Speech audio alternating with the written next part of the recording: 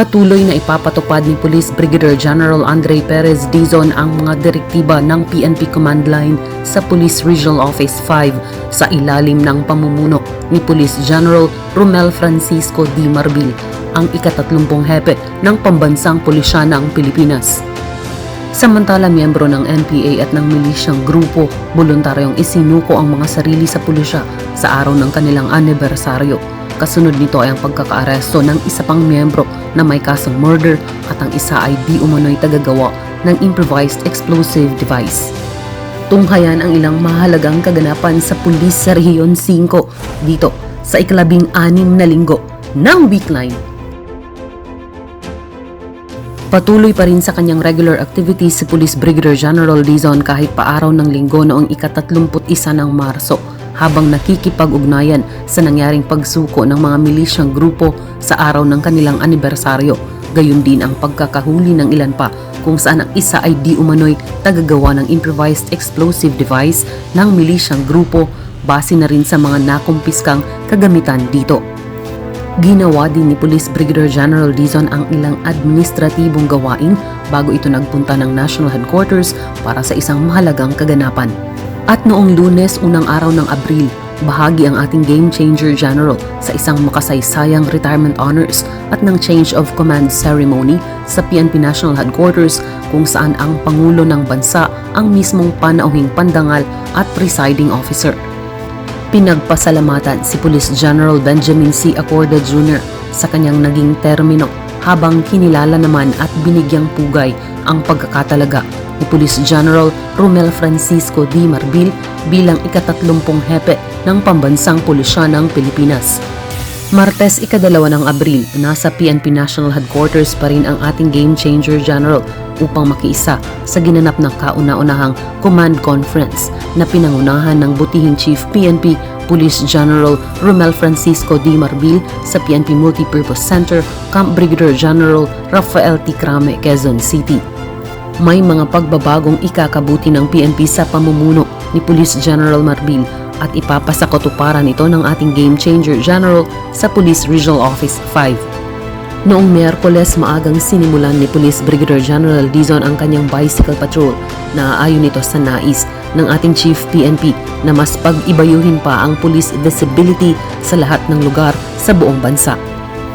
Pagkatapos ay panauhing pandangal ang ating Game Changer General sa ginanap na training of trainers na saklaw ng programa ng Commission on Population na tinawag na Katropa na ang ibig sabihin ay kalalakihang tapat sa responsibilidad at obligasyon sa pamilya na pinangunahan ni Director Joyce De La Paz Elvano, ang Regional Director ng CPD-5 sa La Idli Hotel and Resort, Legazpi City, Albay. At pagkatapos ay nagsagawang muli si Police Brigadier General Dizon ng motorcycle patrol sa lungsod ng Legazpi at munisipyo ng Daraga kasama ng iba pang kasurugkaps. Huwebes, ika-4 ng Abril, pagkatapos ng maagang bike patrol, pinangunahan ni Police Brigadier General Dizon ang isang command conference sa Pro 5. Pinag-usapan ang mga kasalukuyang pagbabago na mas paghuhusayin ang serbisyo ng Pambansang Pulisya ng Pilipinas ayon sa konsepto ng bagong Pilipinas at ng kagustuhan ng PNP Command Line na ligtas ang tao sa komunidad sa serbisyong ibinibigay ng ating kapulisan. Binigyan naman ng patotoo ng PNP Highway Patrol Group sa pangunguna ni Police Brigadier General Alan M. Nazaro, ang direktor ng HPG, si Police Brigadier General Dizon bilang Senior Master Rider, isang mataas na antas ng pagkilala sa kasanayan at kaalaman na ipinamamalas ng isang miyembro ng PNP o sinuman sa larangang ito. Hindi naman mawawala ang motorcycle patrol bago natapos ang isang araw na trabaho bilang alagad ng batas ng ating Game Changer General. Biyernes, ika-5 ng Abril, pagkatapos ng regular na bicycle patrol, virtually present si Police Brigadier General Dizon sa naging meeting kaugnay ng ginawang ocular inspection and immediate destruction sa isang kaso laban sa isang abogado. Samantala, pagkatapos ng mga administratibong gawain, pinuntahan ni Police Brigadier General Dizon ang nangyayaring Southern Luzon Championships sa pangunguna ng Sarung Banggi Gun Club Incorporated sa Husiling di Aguas Senior Firing Range, Santo Domingo, Albay. Hindi naman natapos ang araw nang hindi nakakapagsagawa ng motorcycle patrol ang ating Game Changer General kasama ng ating mga kasurugkaps patrollers.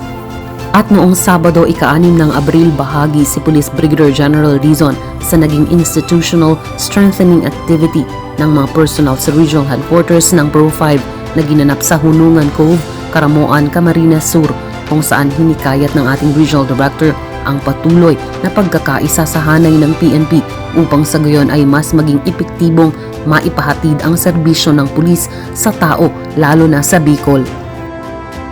At sa mga naisagawang operasyon sa buong linggo mula ika-31 ng Marso hanggang ika-6 ng Abril taong kasalukuyan, nasa mahigit 1 milyong pisong halaga ng iligal na droga ang nakumpiska ng mga operatiba ng Pulis sa Region 5 na nagresulta sa pagkakaaresto ng 20 suspects mula sa 27 ginawang operasyon. Nanguna dito ang Sorsogon Police Provincial Office, sinundan ng Naga City Police Office at pumangatlo ang Albay Police Provincial Office. Sa kampanya kontra illegal gambling, inaresto ang 52 suspects mula sa ginawang 11 operasyon sa Kabikulan.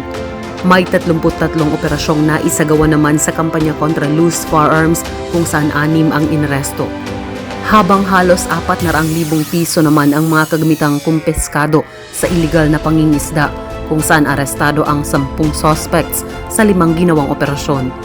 Huli naman ang 4 na suspect sa ginawang operasyon sa kampanya kontra illegal logging na nagresulta sa pagkakakumpiska ng mahigit 11,000 pisong halaga ng mga lumbers and flitches.